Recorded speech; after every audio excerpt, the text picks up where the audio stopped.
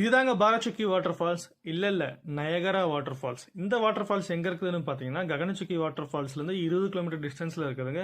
கூகுள்ல லொகேஷன் எக்ஸாக்டா இருக்குது. இதுக்கு வர வழியில பாத்தீங்கன்னா உங்களுக்கு ககனச்சுக்கியோட தர்கா வியூ பாயிண்ட்டும் கிடைக்குதுங்க.